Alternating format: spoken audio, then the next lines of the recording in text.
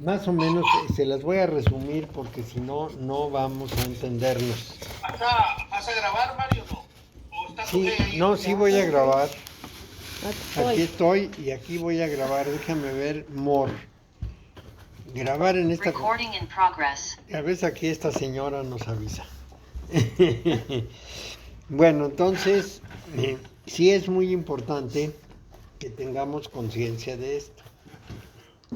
Hay una ley general universal que se llama la ley general, que consiste en que el universo en su totalidad trata de preservar las cosas tal como están o tal como son. Es un principio muy complicado. No es un principio fácil, es un principio muy complicado. Porque resulta que esta historia del tal como son tiene mucho que ver con lo que los judíos llaman en el árbol de la cábala Geburá. ¿Qué quiere decir eso? Quiere decir lo siguiente. Si yo tomo esta cajita y se me desarma, deja de ser cajita. Entonces, para que sea caja, tiene una fuerte tendencia a mantener su unidad y su condición. Porque en el momento en que pierda eso, se acabó. Bueno, entonces, aunque tenga yo los mismos materiales, la forma es lo que representa su condición más importante. Su forma es lo decisivo para que yo la defina como caja. Bueno, entonces también en el ser humano, su forma de ser lo define. Pero la desgracia del ser humano es que cuando nace, una serie de personas muy interesadas en el niño le empiezan a enseñar un montón de cosas que si las reflexionaran bien no le enseñaban. Y lo van deformando, vamos a decir. No lo forman, lo deforman.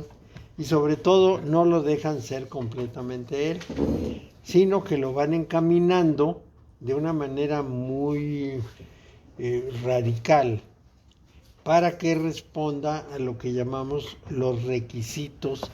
Mira, ya hay un cuchillito ahí. Ya está el cuchillo. Gracias. Para que responda a los requisitos de su sociedad. Es decir, cuando yo nazco me dicen, esta es una cajita y es muy delicada, entonces no es para jugar, es una cajita. Al niño le importa un rábano si es una cajita, porque quiere jugar con ella. Pero me educan y me dicen, no, eso no. Y si me porto muy berrinchudo, me dan un manazo para que no agarre la cajita. Y así sigue. Uno hace tal cosa, saluda, sonríe, no muerde, no grita, no llora. No empujo, no corro, Da de besitos, hace... Bueno. Entonces, eso forma la personalidad. Y esa personalidad, una vez convertida en el sello de la persona, tiene una tendencia a mantenerse a como de lugar. Es más, la persona dice, así soy yo y estoy contento conmigo. Ese es uno de los puntos más delicados, que la persona de veras crea que así es y que así debe seguir siendo. Entonces, la cuestión no es nada sencilla, porque resulta que se va estructurando hasta el punto en que es casi imposible que cambie. Pero si no cambia, un buen día, tarde o temprano, se va a dar cuenta que ese que fue no era. Es decir, que la persona que fue haciendo todo lo que le dijeron que tenía que hacer, no era lo que estaba en su corazón, no era lo que estaba en su conciencia. Y eso es muy importante. Y no hay personas que estén muy atentas a cómo reacciona un chamaco para determinar qué es lo que debería hacer el chamaco. Yo les puedo dar mi ejemplo. Cuando yo era niño tenía dos características muy importantes. La primera es que componía todo lo que se descomponía. Se descomponía la cerradura, la desarmaba y la componía. Se descomponía la caja del baño y la componía. Se descomponía una puerta que se caía, la reparaba. Eso era para mí una afición que sigo teniendo. No hay nada que no haga yo por mí mismo, salvo cosas que desconozco abiertamente, pero o no tengo las herramientas. Pero todo lo hago. Bueno, esa era una tendencia natural mía.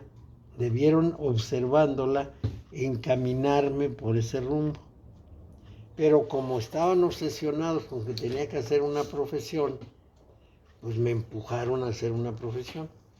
La segunda cosa muy importante para mi vida era que mi lectura de los evangelios me había puesto en un camino que no he abandonado en toda mi vida. Tampoco les importó, porque desde luego no tenía yo la intención de ser cura. Pero eso les parecía que era la cosa más inútil del mundo. A mí me decían mis tíos, algo que ganes dinero, algo con lo que puedas sacar dinero, porque el dinero era su obsesión.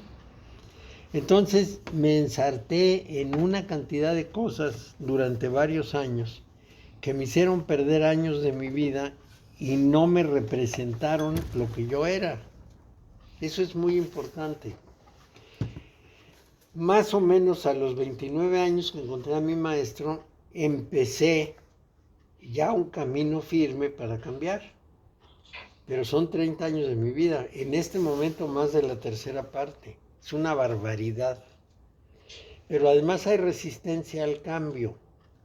Por ejemplo, yo ya tenía 50 años y mi hermana, que tenía 72 entonces, me dijo, ¿cuándo vas a entender? ¿Cuándo vas a cambiar? Porque ella obviamente quería que respondiera a los parámetros familiares. Entonces, esas presiones son parte de la ley general. La ley general te pone frente a una circunstancia en tu sociedad que te empuja a mantener el estado al que llegaste. Pero si no le haces caso, entonces mueve a los que te rodean para obligarte a hacer caso. Te presionan terriblemente para que les hagas caso y seas como ellos. Esa es una característica típica de la ley general. Por eso Jesús decía que los peores enemigos de una persona son sus familiares, que son los que intentan disuadirlo de su camino. ¿Qué es lo que yo hice para librarme de esa presión? Pues dejé de ver a mi familia. La dejé de ver de plano. Me salí de la casa y volví cada 5 o 6 años así con hola y irme corriendo. No aceptaba invitaciones, no iba a nada, ni a bodas, ni a nada. No veía a mi familia. Y eso me quitó de encima el peso de estar oyendo las tonterías que me decían. Bueno, entonces esa es la ley general. Esa ley general tiene la posibilidad de una excepción. ¿Cuál es la excepción de la ley general? Bueno, es una cosa de este tipo. La ley general es que yo necesito todos los órganos de mi cuerpo. Porque este es el de la pastillita. Esta es la vitamina D que estoy tomando. ¿Qué se recomienda tomar? Lo que sea. Agua. Agua no. Desde luego agua no. Puede ser Coca-Cola que tengo aquí, o puede ser cualquier otra cosa que ¿Vinito? tengan por ahí. Sí, puede ser vino, pero pues déjenlo enfriar y creo que lo estaban enfriando, ¿no? Trajo ya frío. Ah, bueno, pues entonces vuelvo al punto. En la ley de excepción, ¿qué sería? Mi cuerpo necesita todos sus órganos, pero si me quitan el apéndice no me muero. Entonces es una excepción. Si me quitan el hígado sí, pero si me quitan el apéndice no. Si me cortan una oreja no me muero. Entonces hay un margen de excepción. Y la única forma de zafarse de la ley general es usar los márgenes de excepción en los cuales uno puede escapar al imperio de ese control. En algún momento creo que les había dicho que cuando una persona está ya al borde de la muerte, de pronto dice una cosa totalmente fuera de cacho. No he vivido, tengo que vivir. Y claro, uno revisa su vida y claro que ha vivido. Fue a la escuela, montó una empresa, se casó, tuvo hijos, tuvo socios, se peleó con los socios, puso otra empresa, creció, dejó la empresa a sus hijos, hizo muchas cosas, pero no eran las cosas que representaban su vocación interna. Por eso dice que no vivió. Es más, si uno le diera 10 días más de vida o 10 años más de vida, repetiría lo que estaba haciendo porque no saben ni cómo enderezar el camino. Pero para mí esto de cuando dicen no he vivido, me dicen no he vivido, Señor. Yo me quedo muy extrañado. Porque digo, ¿cómo que no ha vivido? A ver, ¿qué es lo que necesita? No, un poco más de tiempo para olvidarme ya de los negocios y hacer lo que yo hubiera querido, ir al campo. No, y no es cierto que quiere ir al campo. Lo que quería era realizar lo que era su vocación. Entonces el problema en estos casos es muy serio porque ya no lo puede corregir. Está en una condición de resignarse, de aceptar que lo que hizo fue productivo, que ayudó a la sociedad, que las cosas marcharon bastante bien y con eso se alivia su problema. Pero no se resuelve. Sí, dime, Luis. Te voy a hacer la misma pregunta que creo que está relacionado con esto de la ley general del universo que te la hice el sábado, pero me la contestaste, pero me la contestaste de pasón, no ampliaste el concepto. Esto de que Jesús dijo con respecto a esto de que no viviste, que dices no vivo, no viví. Cuando dice Jesús, yo soy el camino, la verdad y la vida. El camino era la enseñanza que él estaba dando, ¿verdad? Sí. Era su grupo. Ahora el camino, la verdad y la vida, allí sí me quedo un poco perdido con esto de la ley general, Mario. Bueno, la verdad tiene que ver con qué es lo que vale de veras. No seguir la ley general, sino seguir la vocación propia. Y la vida, como les dije hace un momento, o como les dije la vez pasada, en la ley de 3, el amor, o sea, la cohesión universal, la fuerza fuerte de los átomos y todo lo que mantiene cohesionado el universo es el amor universal. No es el amor carnal y que me enamoré de una chica o que quiero mucho a mis hijos, no. Es el valor que mantiene la cohesión universal. Esa es la fuerza activa. La fuerza pasiva es la muerte. Y entre la vida y la muerte hay una fuerza neutralizante que es la vida. Entonces, lo que Jesús dice es que si tú sigues su ejemplo y sigues su enseñanza, vas a descubrir en primer lugar cómo tienes que trabajar, el camino, qué tipo de cosas hay que hacer y cómo hay que secuenciar las cosas. Ese es el camino. Segundo, el verdadero camino, no el que te enseñaron y el que te desviaron, sino el de verdad, el camino que efectivamente te va a dar la vida eterna. Y ahorita les explico eso de la vida eterna. Y la vida, porque la vida es el neutralizador, es lo que hace que algo que empezó va a morir. Todo lo que empieza tiene que acabar. Todo lo que nace tiene que morir. Esa es una ley fatal.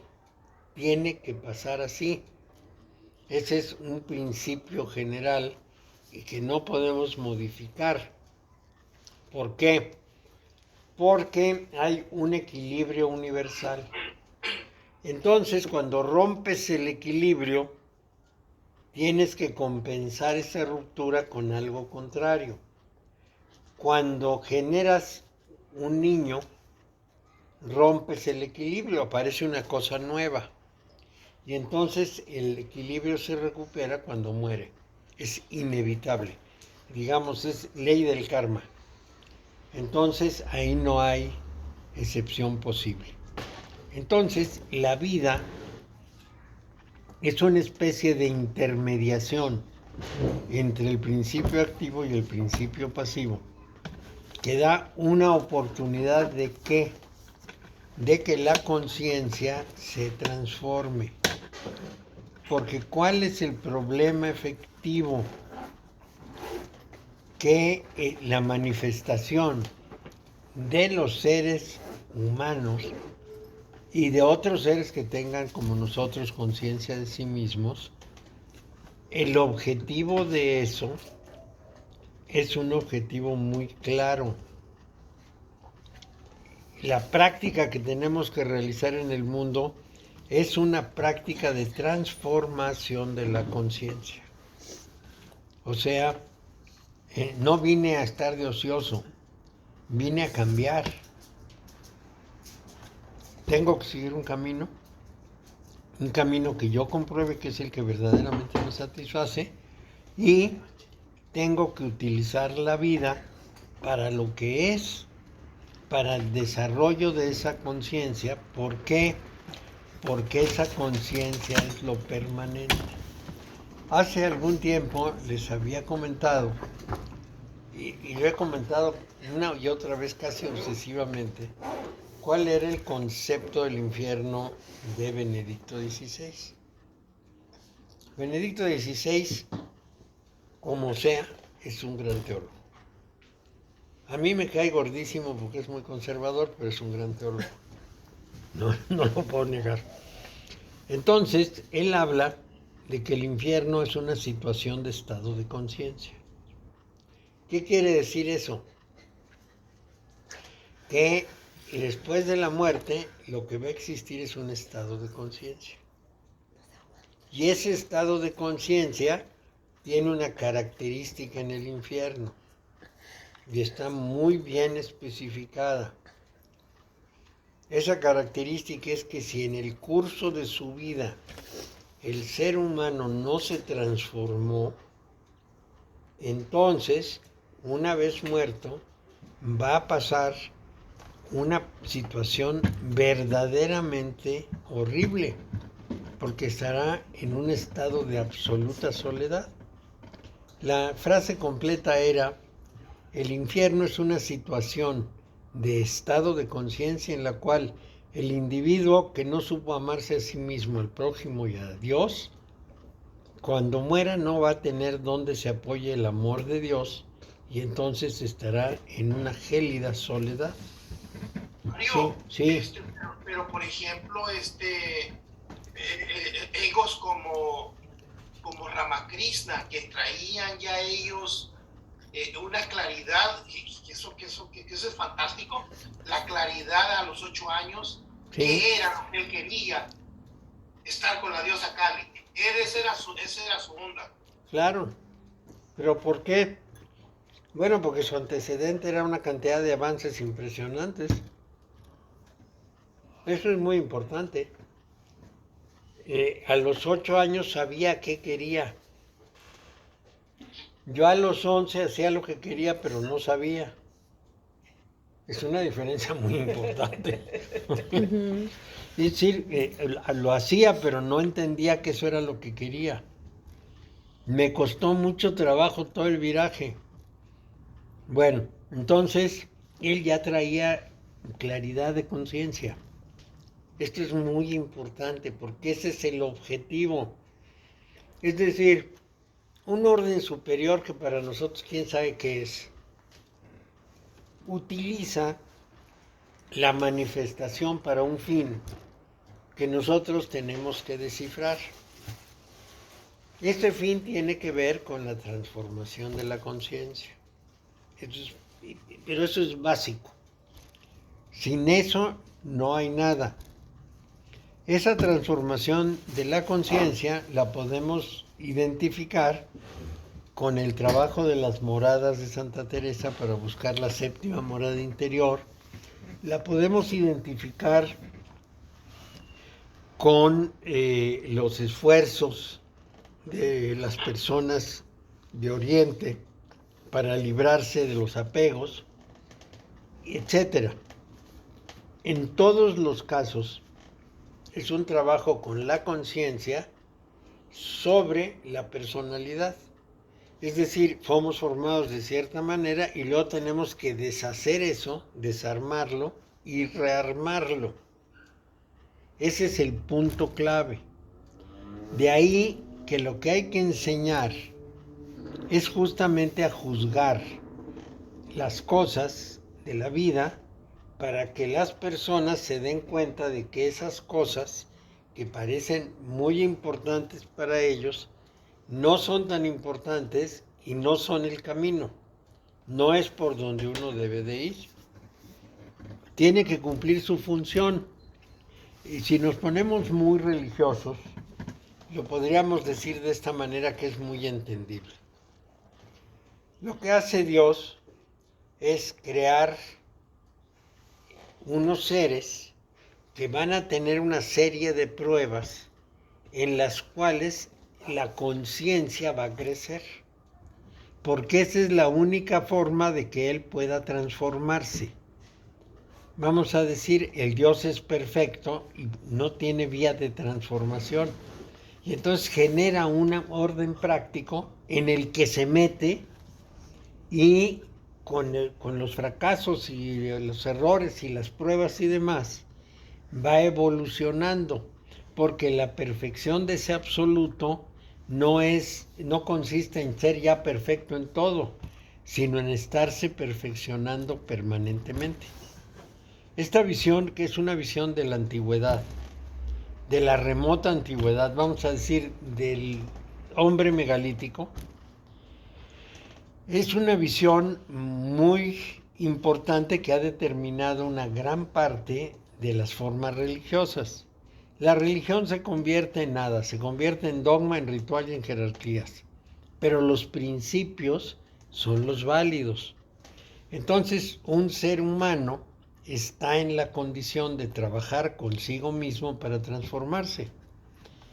Y la transformación empieza deshaciendo la personalidad, es decir, lo aprendido, juzgándolo, analizándolo. Claro que hay cosas que son válidas, pero hay otras que no, que hay que transformar.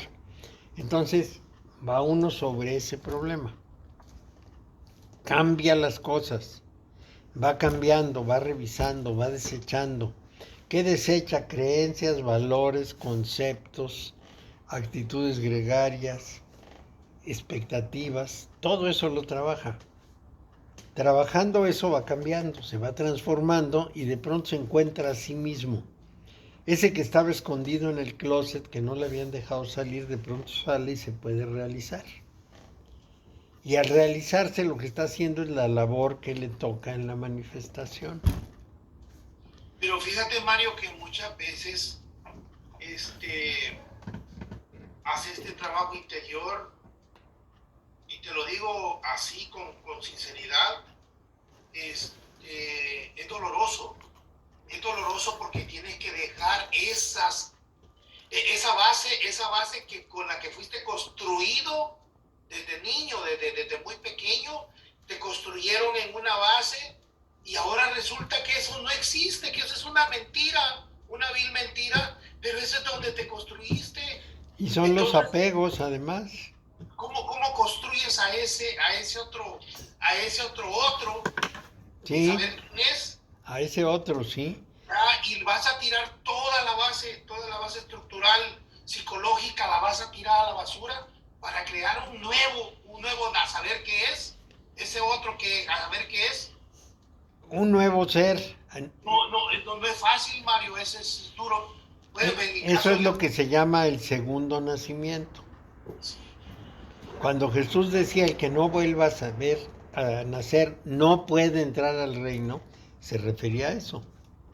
Destrucción de la personalidad. Claro, es la disolución del yo, que no es nada sencillo, es muy complicado. Entonces, el tema es precisamente que ese yo de la personalidad se deshace y se adquiere uno nuevo. Vuelves a nacer. Y solamente el que vuelve a nacer puede prolongar su presencia. Ahorita llego a eso, pero me voy a echar un poco para atrás. Cuando una persona que no sigue este camino muere, primero muere su cuerpo, luego muere su personalidad, es la segunda muerte. Y finalmente desaparece. Esto es fundamental. Desaparece, no, se muere y ya. Todo se esfuma. Y nada de vidas eternas, y nada de permanencias, y nada de nada, porque no ha cambiado. En cambio, la propuesta pues, tómela la de Lao Tse, la de Buda, la de Jesús, la de Zoroastro, va por otro camino. Tienes que transformarte y nacer de nuevo, ser otro. Cuando eres el otro, tienes una opción muy importante. Esos nuevos nacidos tienen la oportunidad de cambiar de dimensión de lo que es el mundo terrestre, que es un micromundo, a un mundo intermedio, no al megamundo, pero sí al intermedio. El mesocosmos se le llama. Y entonces la vida cambia mucho. La secuencia más o menos se podría hacer de esta manera. Si yo tengo un microbio en mi estómago, y un microbio es chiquititito, ¿qué es lo que conoce el microbio? Un pliegue de mi estómago.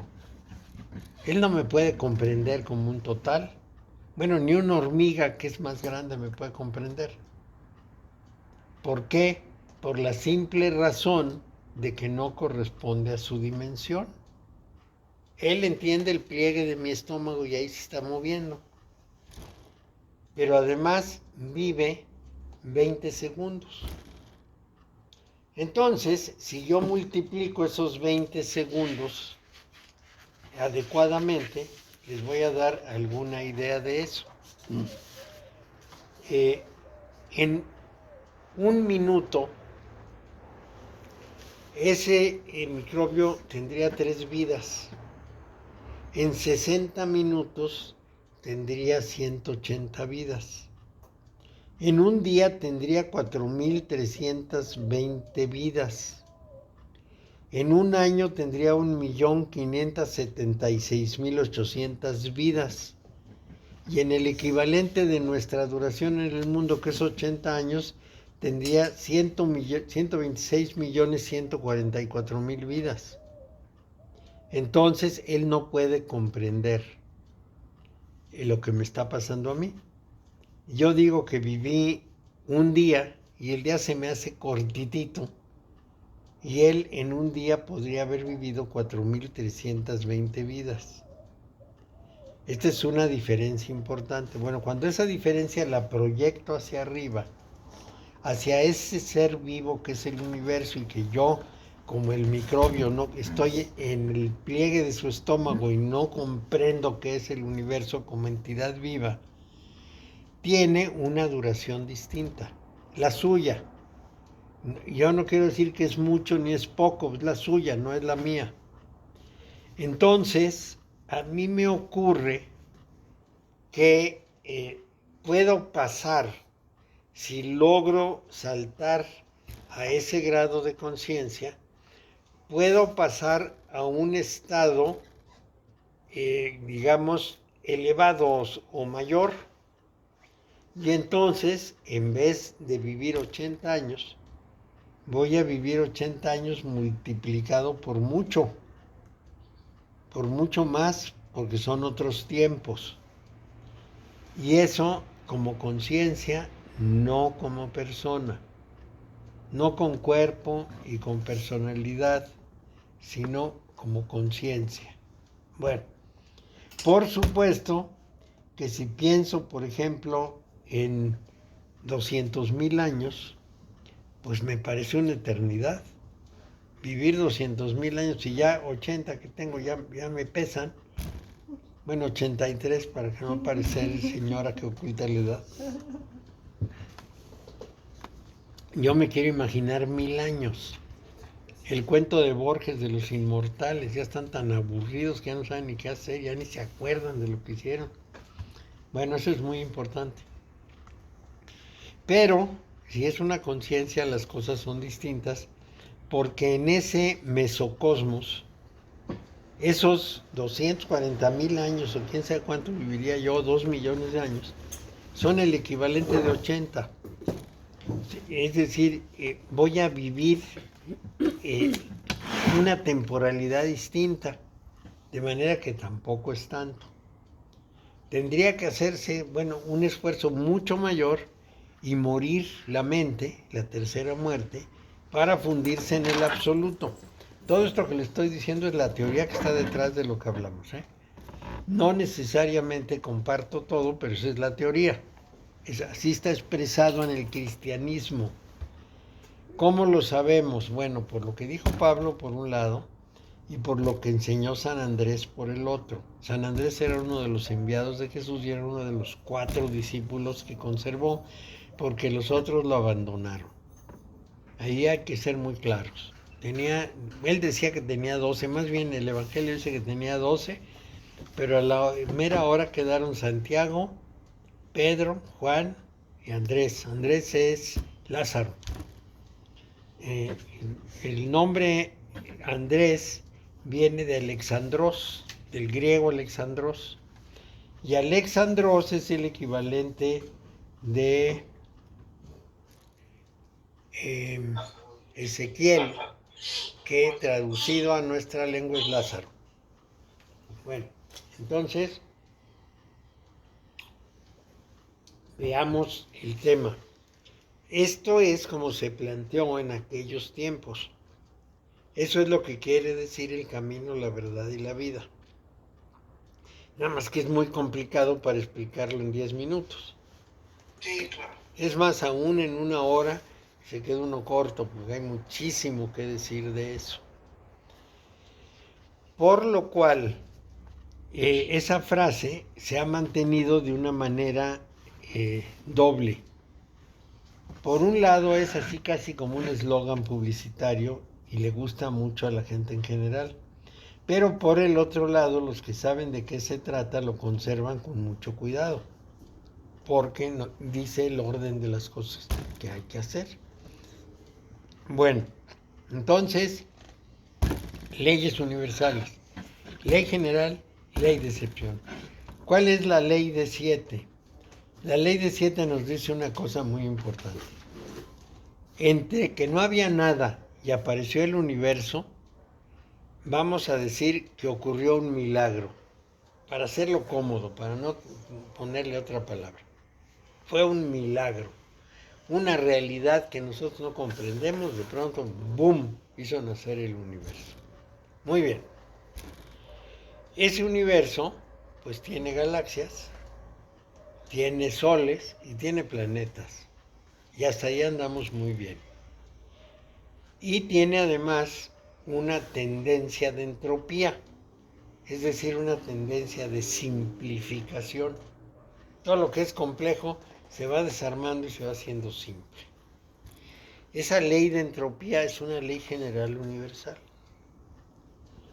Pero, de pronto, en un planeta de un sistema solar, aparece una realidad natural, no tan natural, pero bueno, vamos a llamarla natural, que tiene la tendencia contraria a la entropía, se hace cada vez más compleja.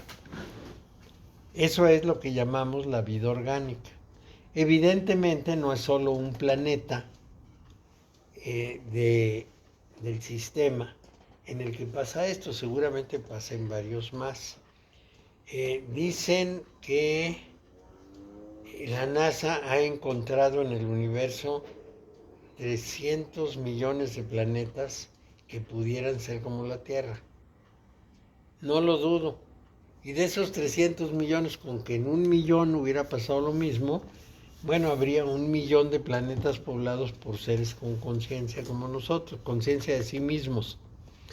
Bueno, ese fenómeno es una excepción porque va en contra de la entropía. Le llamamos antropía porque somos muy presumidos. Antropos quiere decir ser humano. Pero somos muy vanidosos y nada más pensamos en nosotros. No. Es un proceso contrario a la entropía. en el cual las cosas se van haciendo cada vez más complejas, pero también cada vez más conscientes de sí mismas. La Tierra tiene una cierta conciencia de su equilibrio y ajusta su órbita y nos defiende para que vivamos. Y desde luego, si no fuera por el cinturón Van Allen, toda la vida sobre la Tierra se había extinguido. Es decir, es tan fuerte el ataque del Sol que ninguna vida resistiría a los rayos del Sol directos.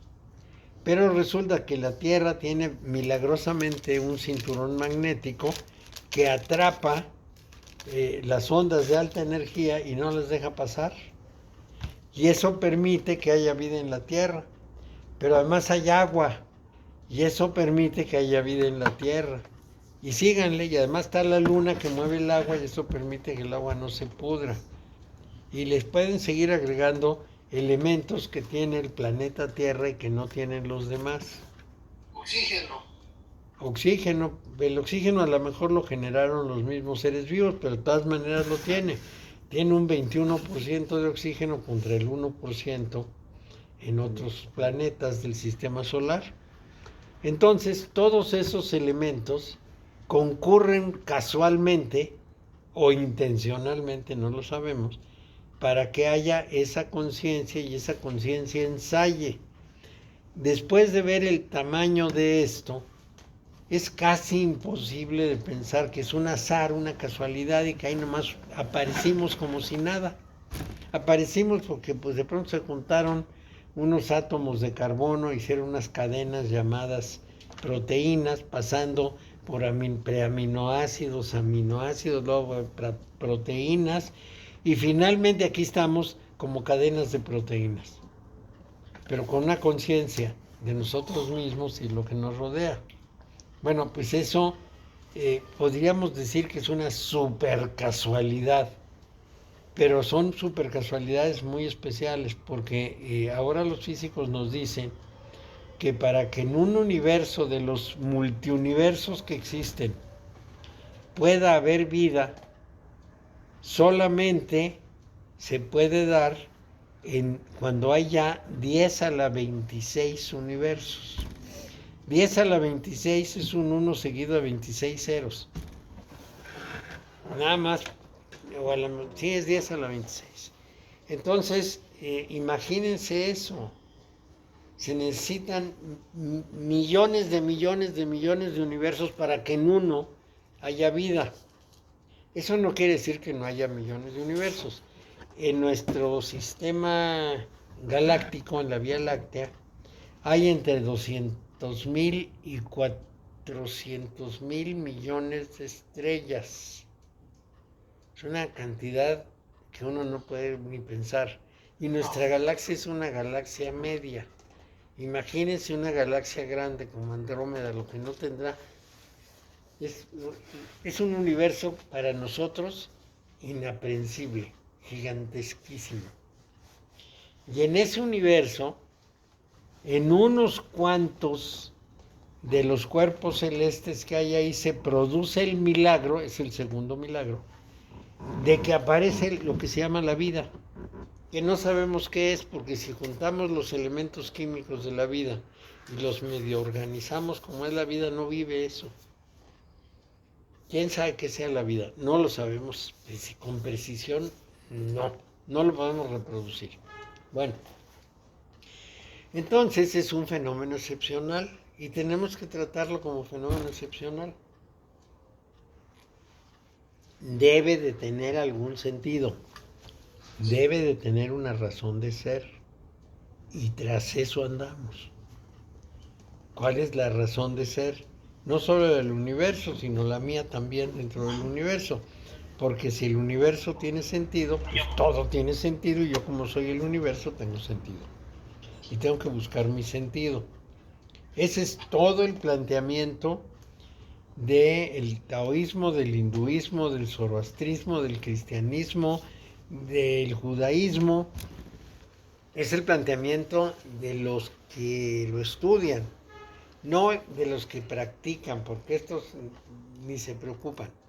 celebran las fiestas y ya con eso se sienten muy contentos. Pero los que tratan de ahondar en esas doctrinas, y no como religión, sino como doctrinas, este planteamiento básico de la presencia de la conciencia y la función de la conciencia es, digamos, tema común, tema compartido de todas esas ideas. Bueno, entonces la ley de 7 nos habla de 2 excepciones. La primera excepción o el primer milagro es que aparezca un universo.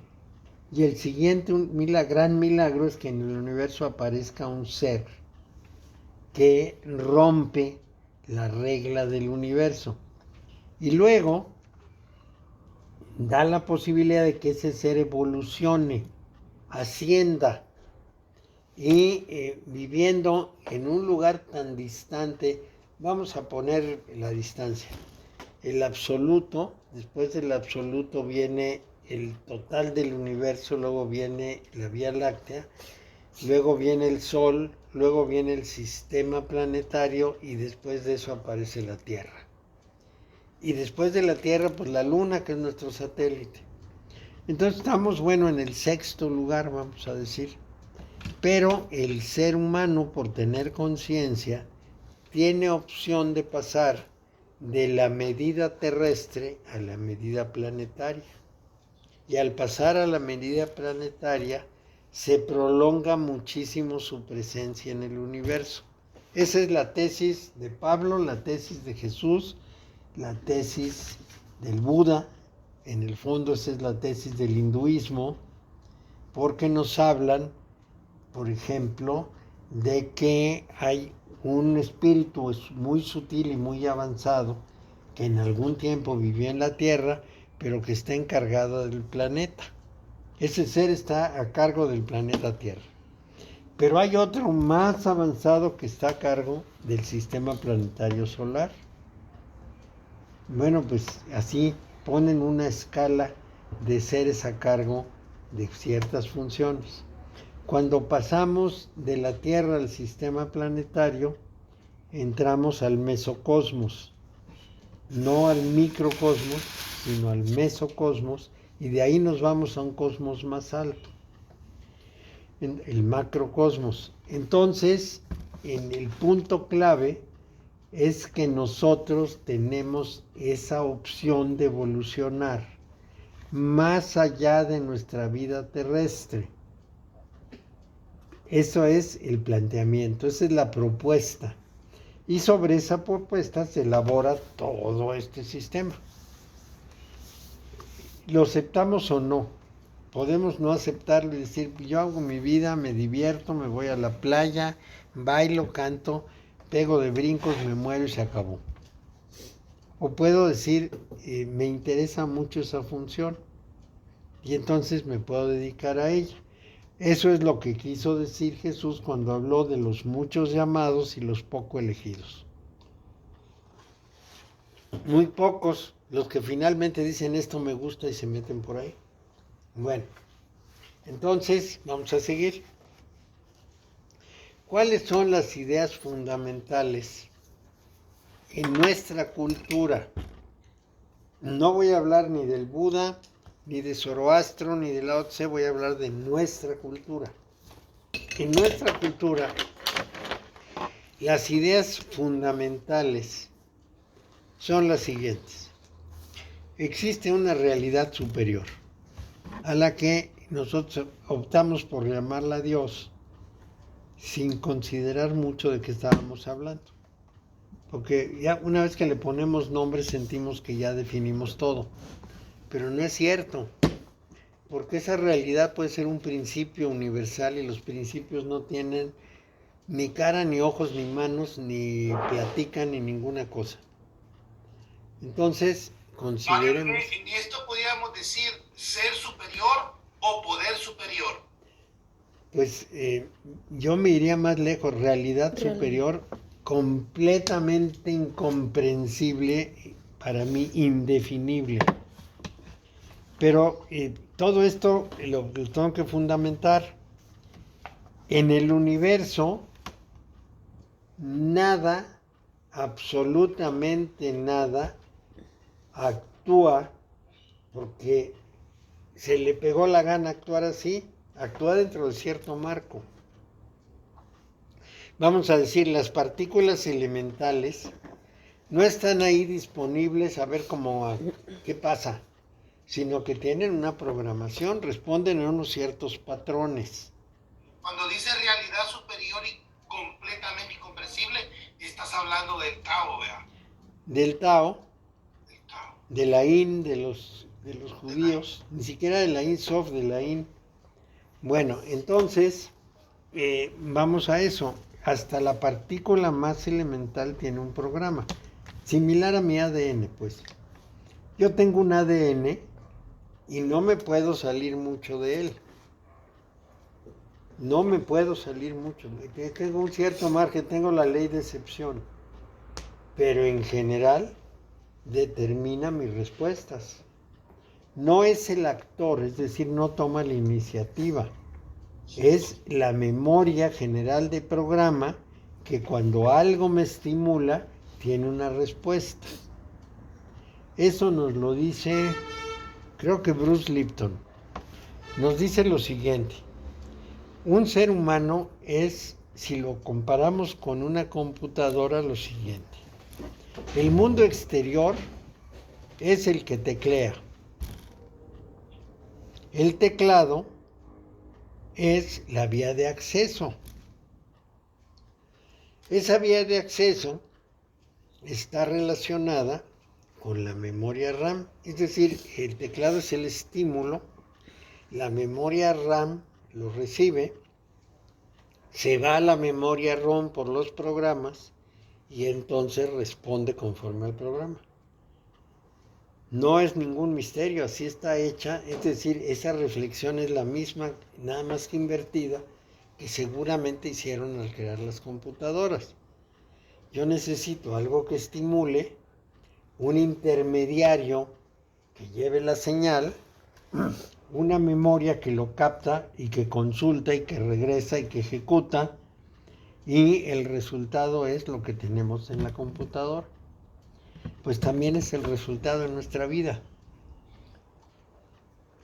O sea, yo recibo un estímulo, inmediatamente lo reconozco con mi memoria RAM, pero no puedo responder como un tigre, ni como un elefante, respondo como un ser humano con un ADN específico.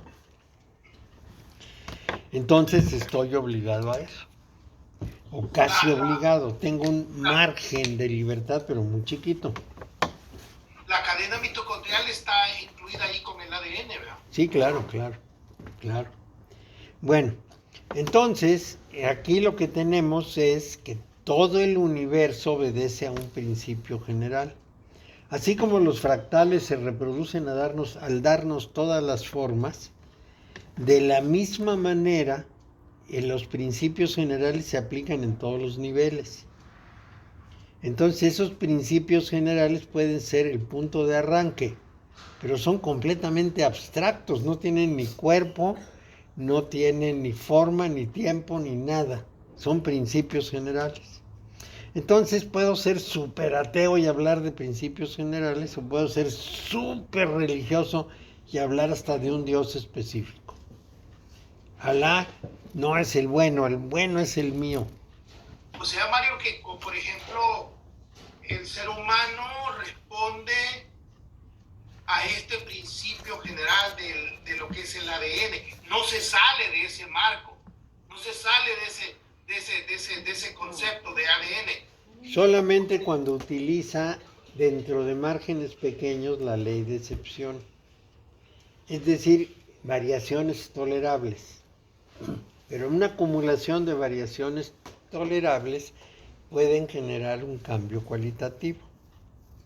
Bueno, entonces esa es la ley general y la ley de excepción, y luego la ley de 7 que ya les dije de los 2 milagros. Y luego, en el caso, Mario, en el caso de los niños, estos niños especiales como los Down Syndrome y todo, que son, tenemos 23 y 23, ¿vea? 23 y 23, Sí, pero una de las cadenas no son está bien. son fallos en la estructuración que no sabemos a qué obedecen, pero tienen que Eso obedecer obedece algo. eso obedece a la ley de sección, ¿no? ¿Cuál? ¿Qué sería eso? No, es simplemente un fallo de la ley general. Vamos a decir que un día un árbol puede tirar una manzana sin semillas. ¿Por qué? ¿Quién sabe? Algo pasó, algo le afectó, que no generó esa parte. Y ya. Vamos a decir que dentro de toda producción hay un porcentaje de error. Ese porcentaje de error pues manifiesta este tipo de cosas. Y no tiene remedio. Hay una historia de la calidad total que es una historia real. Una empresa norteamericana mandó fabricar unos tornillos a Japón y decía 99 dentro de norma, 1% fuera de norma. Los japoneses leyeron eso y se quedaron muy extrañados.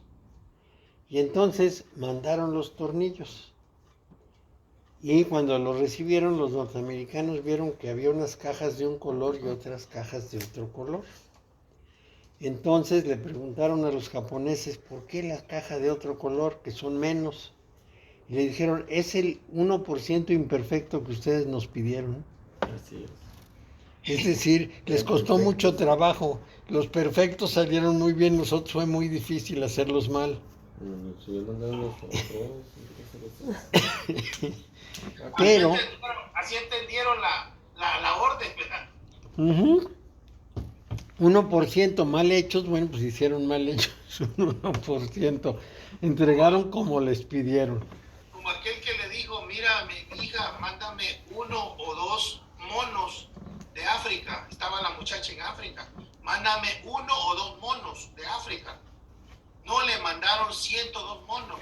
Porque no le puso un punto, no le puso el punto. La 1O, el acento sobre la O y le mandaron 102 monos. Bueno, entonces viene la ley de 3. La ley de 3 es que todo se produce con un principio activo, un principio receptivo y un neutralizador. Ese es el nombre de Yahvé. La Yod de Yahvé es el principio activo, la primera G es el principio receptivo, la Bau es el principio neutralizador y la segunda G es el conjunto.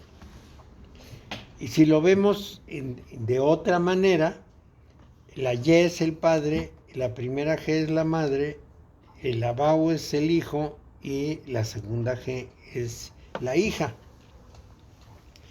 Pero bueno, esto es una visión algo distinta. Pero por el principio de la ley de 3 es un principio activo, un principio receptivo y un neutralizador. Es ahí donde el amor aparece, el amor universal aparece como principio activo, la muerte aparece como principio pasivo receptor y la vida aparece como el neutralizador, el que equilibra la contradicción. Mario, discúlpame, ahorita que acabas de hablar de esta ley de 3, ¿el aún está contemplado en esa ley de 3 también? Pues sí. El aún. Sí. Sí, el aún, acuérdate que hay que hacerlo desde la letra más abierta, que es la A, pasando por todas las vocales hasta la M. Aún.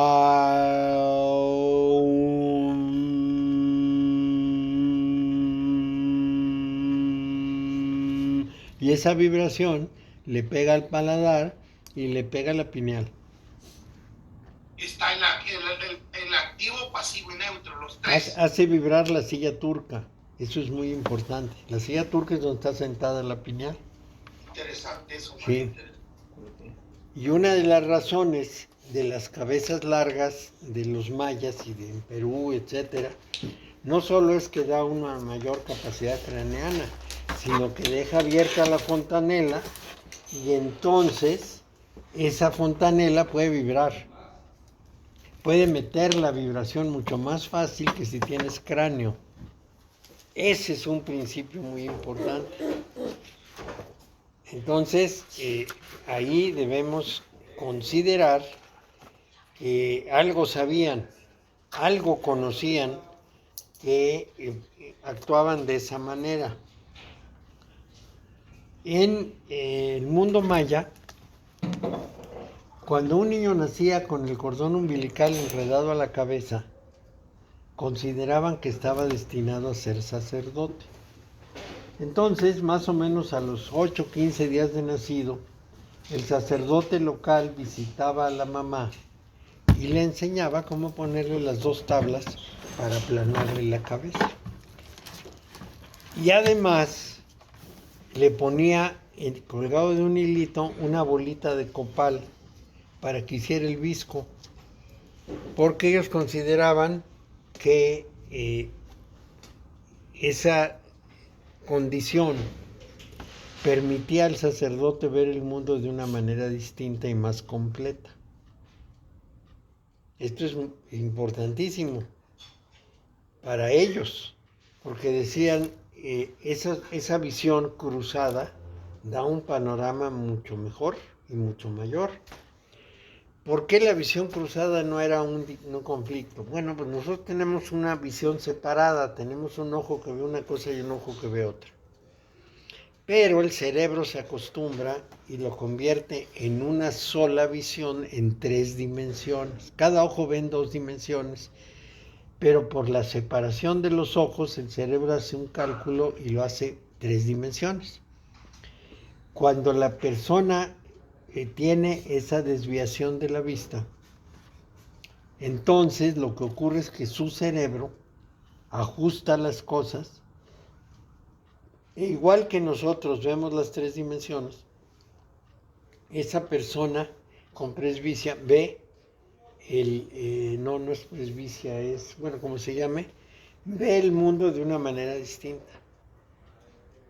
Este es un punto clave para ellos, porque esos sacerdotes veían un mundo mucho más rico, según dicen, que nosotros.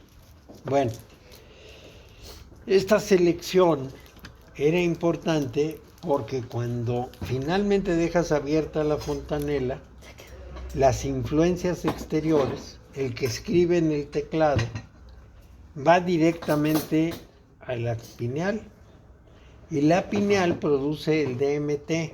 Mario, ¿usas? Produce el DMT y ese DMT es una droga que te pone muy feliz. Es ayahuasca. Sí. Entonces la pasas muy bien, No. te diviertes mucho. ¿Tú lo probaste? ¿Y no? Bueno, es que depende si eres adulto o eres niño, porque los niños la tienen para nacer y que los drogue esa DMT y les sea más fácil el parto. Entonces, bueno, pues eso es útil. Oye, también he oído que dice que de esas drogas es que te hacen como verte a ti mismo. Sí, claro. Claro, te ayudan mucho a cambiar tu perspectiva.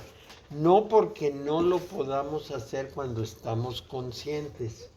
Rosy le trajo un pastel al maestro. No lo están viendo. Miren, Eso, feliz cumpleaños, maestro. miren. Happy birthday to you. ¿Qué tal? Eso. Miren, aquí lo importante es que siga vivo. Claro. Ese es en verdad el punto clave. ¿Y siga vivo que el pastel o quién? No yo, No, el teacher. porque si el no sigo maestro. vivo, el pastel no sirve de nada. Entonces ese pastel me alimenta. ¿Me oyen en este momento? Muy bien, Mario, muy bien. Porque lo perfecto. voy a poner para que oigan a Eva y a Lalo y a Rosy, porque de pronto como están detrás de la computadora no se les oye. A ver, Eva, Lalo y Rosy, hablen. Hola, hola. Hola. Buenas tardes. Hola, hola. Se oye perfectamente perfecto. Bueno, entonces vamos al punto. Aquí dice, ¿qué dispositivo conectó? Auriculares con micrófono, ok. Pues yo creo que hay que ponerle ok, ¿verdad? Porque sí funciona. Bueno, entonces estamos en el tema básico Así como de la- cuál es la estructura de fondo. Pero esa estructura de fondo es muy grandota. Sí, Primero, dime, ¿por Luz, qué no? te escucho. No se oye. Luego, ¿cómo? Déjame desconectar a ver si se oye. Ya. Se oye. Oye, ahora sí, ya está mejor. Sí, o sea, no se oía. Ah, No bueno. se oía, no se oía. Muy bien. Mm. Entonces, cuando le puse OK estuvo mal. Déjenme ver. Anda buscando como más para. Tiene que aparecer otra vez la soncera esta y yo le tengo que poner otra cosa.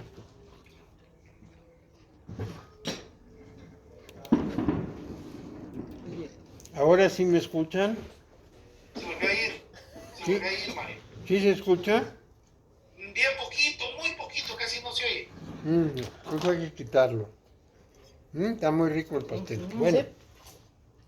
volvamos al punto. Tiene cara media rara, pero lo de abajo, ¿no? Porque yo lo veía. Entonces yo estoy, de No, alguna mejor manera, Ahorita. por alguna razón válida en el mundo y tengo que hacer una cierta función. Y me pregunto qué tengo que hacer. Y entonces de pronto aparecen unas personas muy talentosas que me dicen lo que tengo que hacer. Este es el camino. Y si yo lo sigo, pues realizo lo que tengo que realizar. Y entonces, yo quiero vivir más años. ¿Pero para qué? Pues para terminar lo que tengo que hacer. No para vivir por primera vez, sino para terminar lo que tengo que hacer. Con la conciencia de que cuando termine me muero. O sea, que trabajo para mi muerte. Pero tengo que terminar en algún momento. Vivekananda, que fue discípulo de Ramakrishna, cuando Ramakrishna lo mandó a América, le dijo: maestro, cuando termine la visión, ¿puedo salir del mundo? Y le dijo: sí, si ya terminaste te puedes ir. Era todavía muy joven cuando les dijo a sus alumnos en Estados Unidos, porque él fundó una organización en Chicago, les dijo: ya terminé, me despido de ustedes. Se fue al salón de meditación, se provocó un derrame cerebral masivo y murió. Instantáneamente. Entonces, ese es el cumplimiento de la misión. Termina la misión y se muere. Si yo tengo 83 años, debo pensar que he ido muy despacito o que le he fallado a la misión y me siguen conservando para que haga lo que tengo que hacer en la vida. No, mira, aquí estamos. Sí. Pero, finalmente, no tengo por qué ser Vivekananda. Así es que cada persona tiene sus tiempos, cada persona tiene sus avances, cada persona tiene su realización. Porque para eso está y no debe ser soberbia y no debe pensar que tiene que realizar como los otros.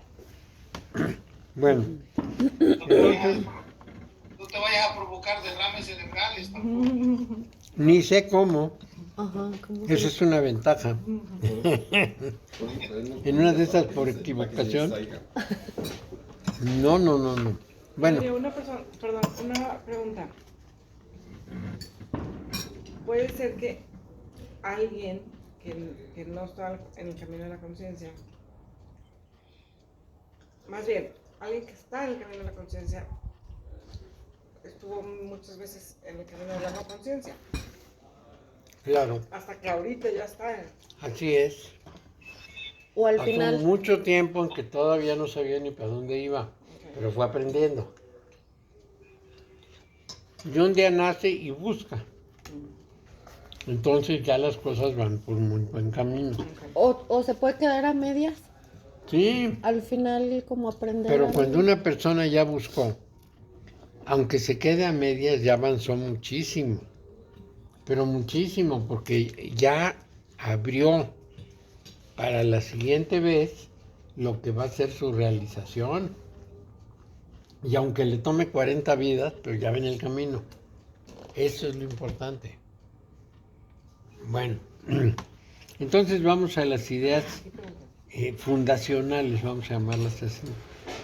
La primera idea fundacional es que ese principio, que es eterno, es decir, que existe en la eternidad,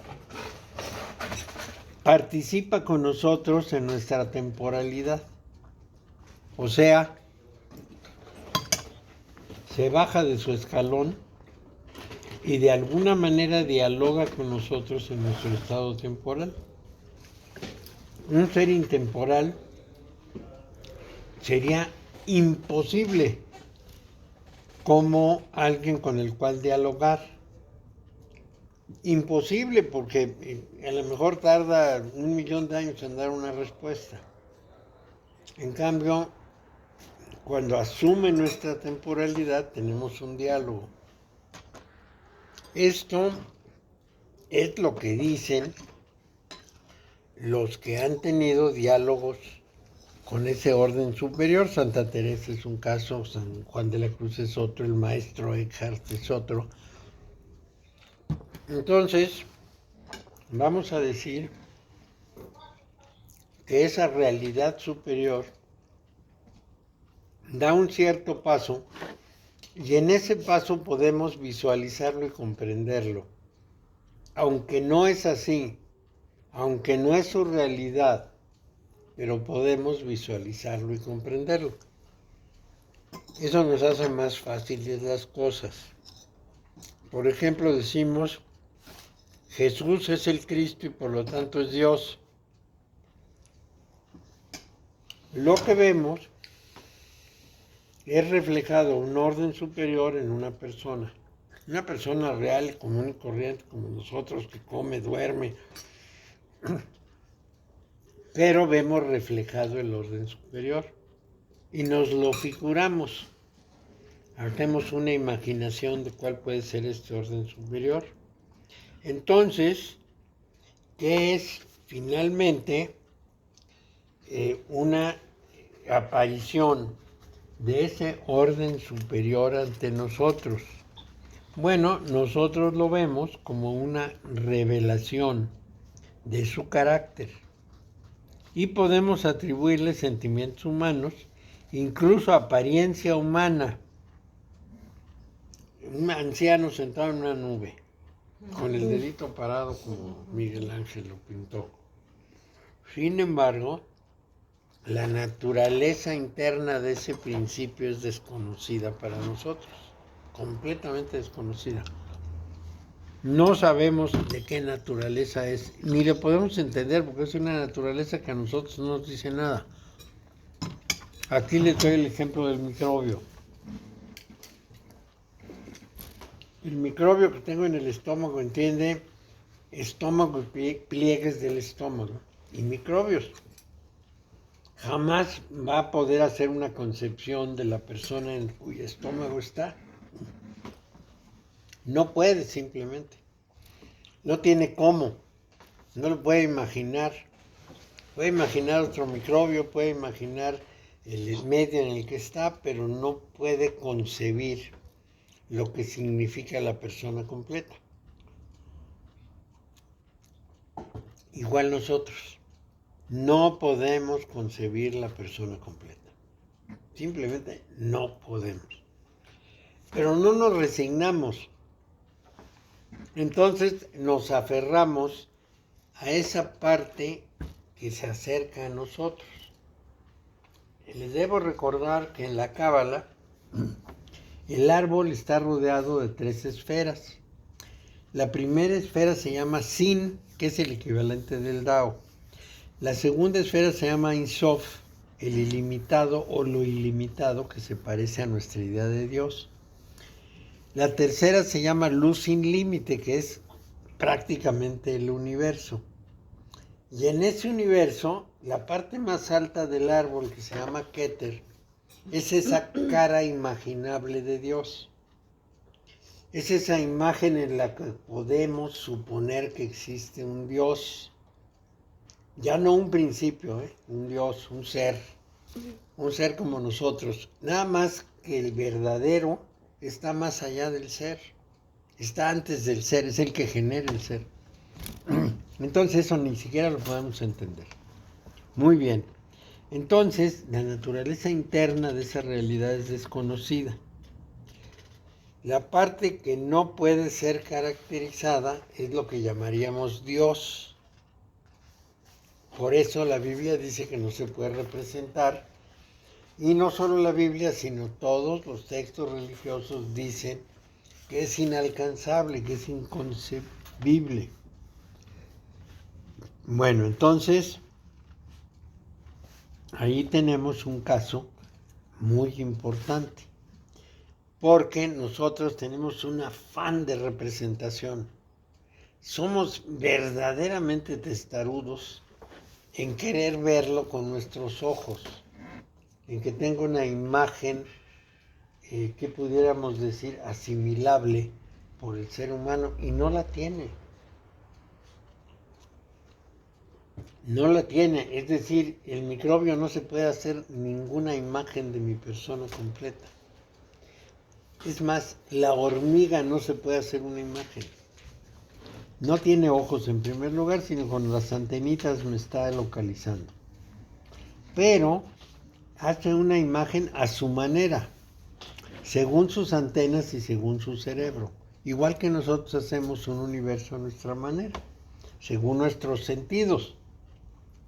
No es así, pero así lo vemos, así lo representamos en nuestra mente. Entonces, el contraste en lo que puede ser conocido y comprendido y lo que no puede ser comprendido ni conocido es fundamental para la Cábala y prácticamente para todas las religiones. Este contraste entre los judíos, es decir, en el mundo del Medio Oriente, tiene más o menos la siguiente condición.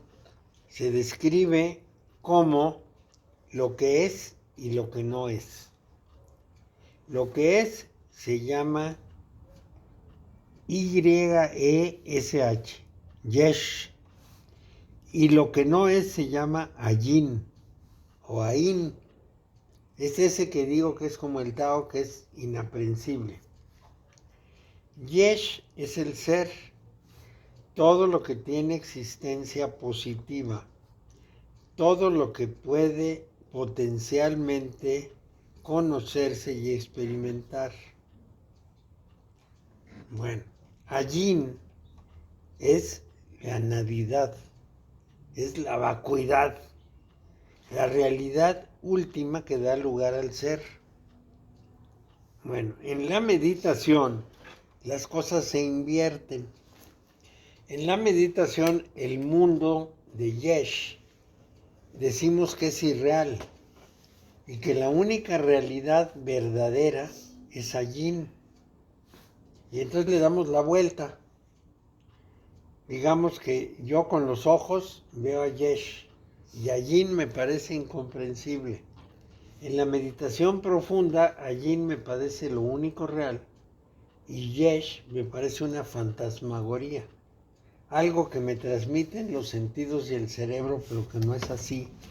Y a lo mejor ni siquiera está ahí. Entonces, cambian lugares. Y eso quiere decir que Yesh es visto como vacío de existencia autónoma. Y allí es la única realidad. Porque todo lo que es Yesh, yo lo capto con los sentidos como impulsos electromagnéticos y mi cerebro lo convierte en formas. Entonces, vamos a decir que no estoy hablando de una existencia autónoma porque depende de mi cerebro, de cómo lo veo yo. En cambio, el otro está más allá de mí, allí. Bueno, este es un primer paso muy complicado. En la vida cotidiana yo llamo real a lo fenoménico y llamo nada a lo que no es fenoménico, sino nouménico, el noumen de los griegos. En la meditación, el noumen es lo único real y el fenómeno es una invención, es una construcción para poder vivir en el mundo.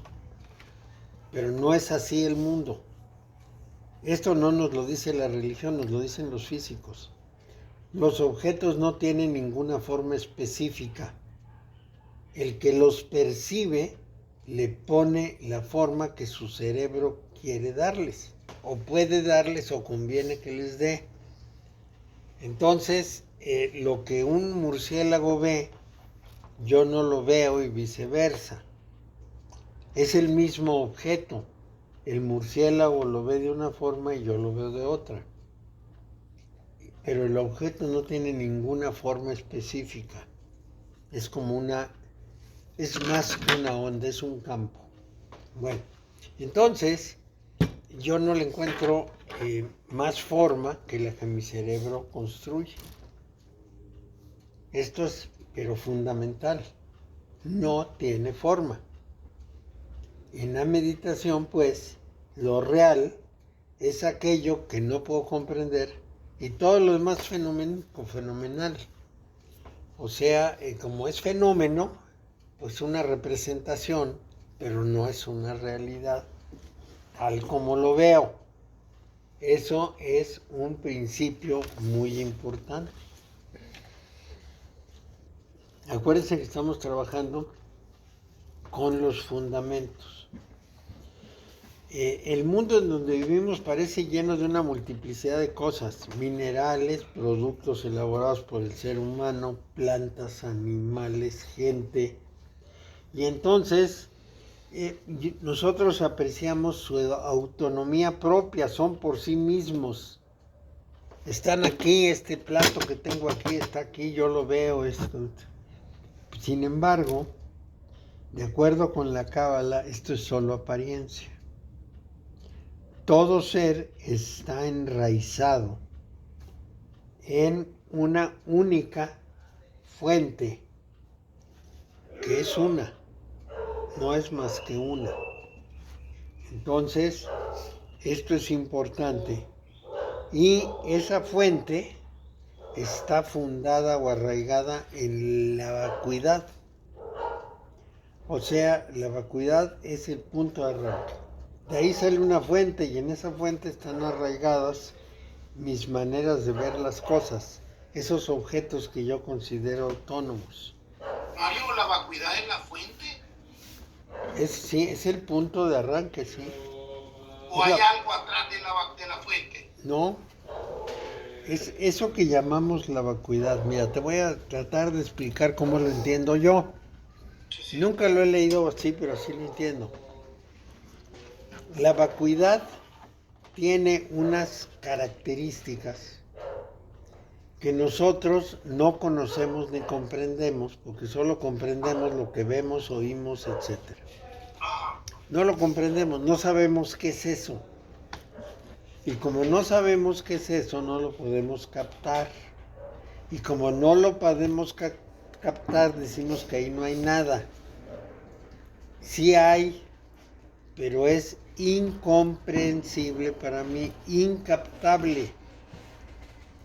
Pero además, si lo captara, no entendería absolutamente nada, porque no se parece a nada de lo que yo manejo en mi vida cotidiana.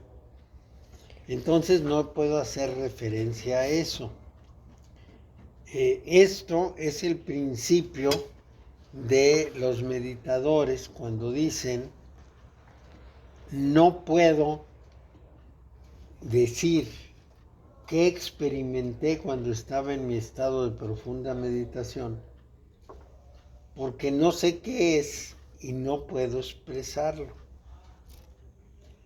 Luego nos damos cuenta que en ese viaje aprendió cosas, y esas cosas que aprendió las manifiesta, pero no las puede describir.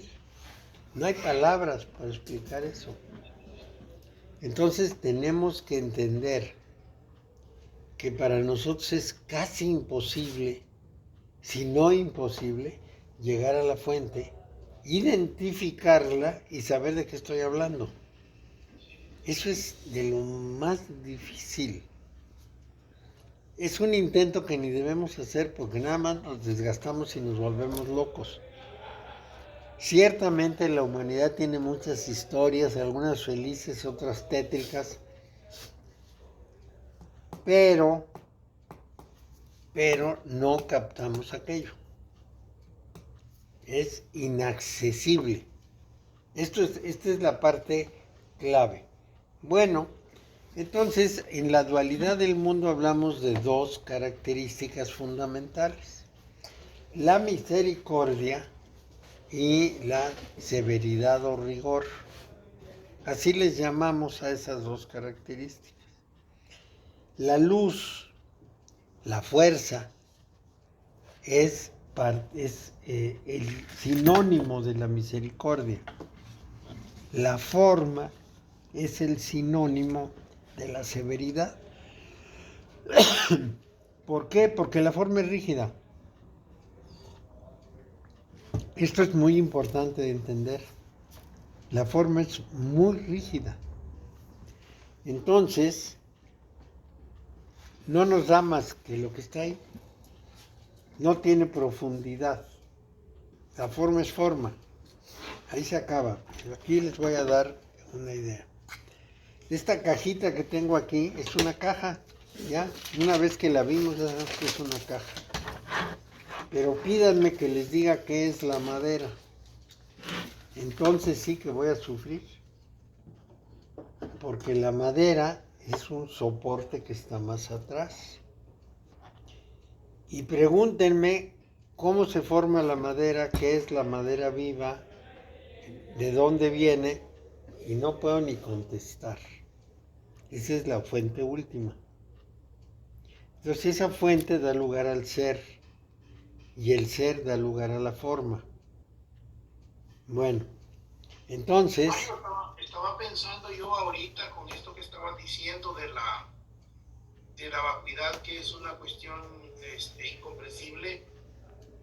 Entonces, si por un lado tenemos la parte de la misericordia, la columna de la misericordia, y al otro lado tenemos la columna de la severidad, para romper este binomio y poder tener acceso al eterno, hay que romper estos dos binomios, ¿verdad? Hay que disolver el binomio y encontrar la solución o neutralización del binomio, efectivamente. Es un camino hacia arriba para lograr la unidad en vez de la polaridad. Pero no es fácil. Bueno, entonces, la misericordia significa un flujo continuo. Es que ya se me perdió la imagen, aquí está. Significa un flujo continuo, fuerte, de bondad divina, vamos a llamarla, de bien divino. Es una sustancia, es providente quien lo manda, es la providencia. El boré, dicen los judíos, la providencia. Provee luz.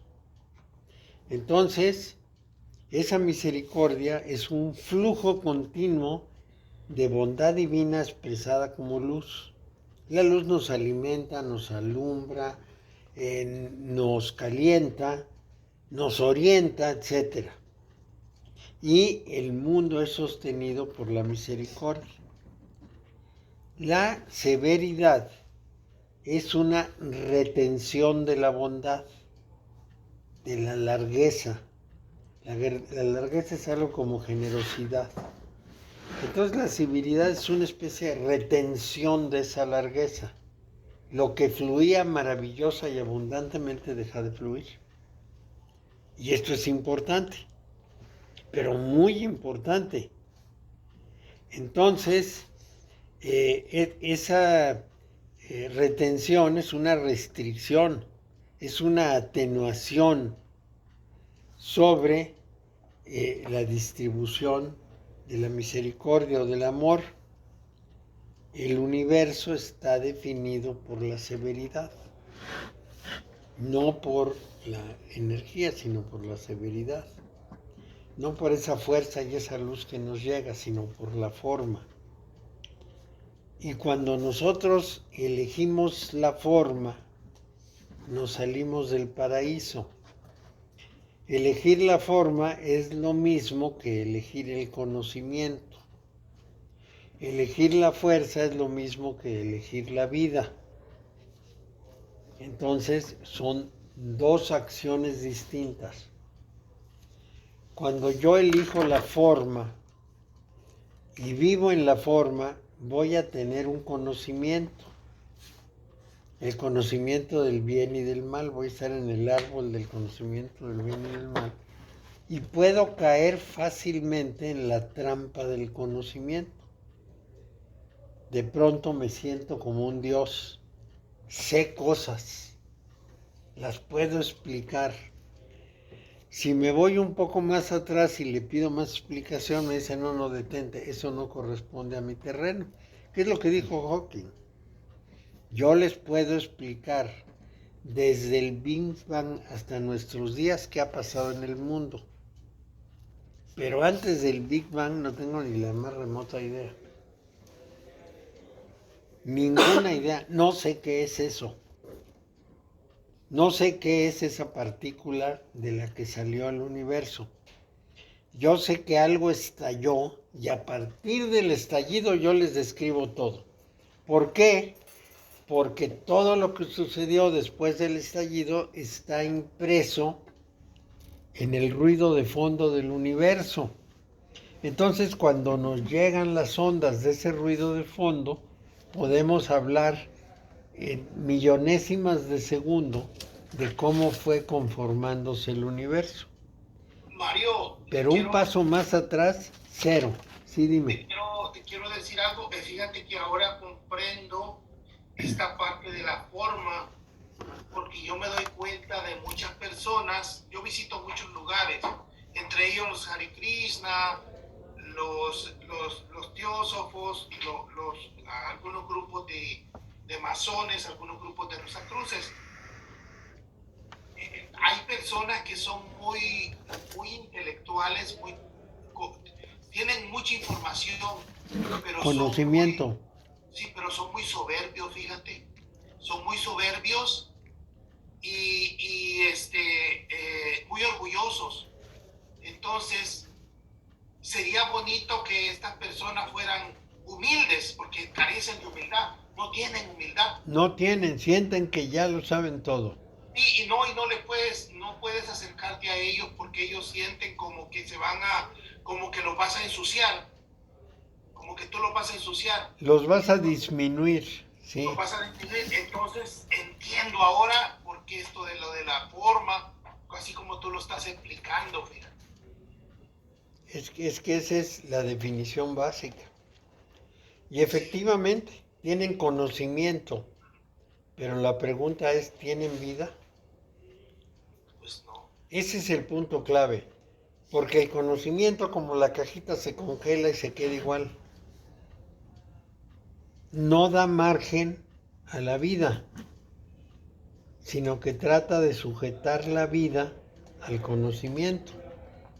Esa es la famosa frase de Pedro Aspe, cuando le dijeron, su modelo no refleja la realidad.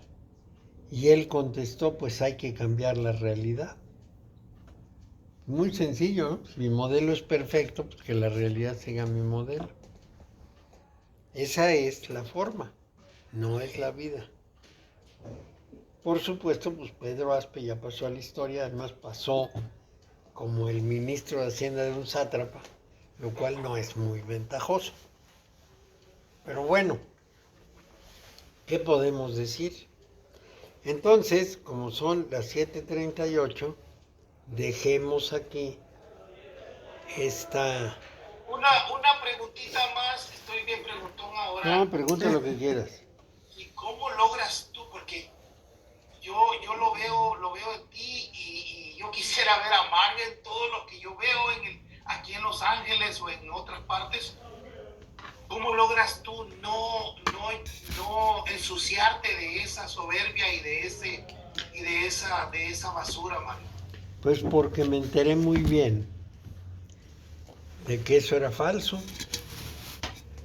Y recuerda que yo tuve un maestro que era un maestro muy sencillo, muy sencillo. Era realmente un maestro rural, pero en su sencillez tenía lo que pudiéramos llamar una gran belleza de ánimo. Sí. Y ninguno de nosotros que estábamos aprendiendo con él podría decir que era mejor que él. Y si él era un maestro rural, pues nosotros seríamos, ¿qué cosa? Maestros de rancho, o de más abajo de rancho, ¿no? De una villa ahí perdida de 4 casas. Entonces, esto es muy importante. El maestro es muy importante. Y estos teósofos se forman con unos maestros muy vanidosos. Poseen la verdad según ellos. Y lo que poseen es una serie de fórmulas que hay que interpretar. No se pueden dejar así. Y además sabemos muy bien que podemos interpretar unas y que las otras nos quedan en blanco. Muchos de ellos están en la trampa del engaño, en la trampa del ego. Están en la trampa del ego. Y lo peor es que no se dan cuenta, Mario, en serio, más difícil. No, en la próxima vida van a tener un shock terrible y van a tener que cambiar. Bueno, Mario, entonces gracias por todo. Nos vemos. Nos Que vemos. les vaya muy bien. Bye. Hasta No la voy a poderte próxima. ver porque mañana voy para una convención.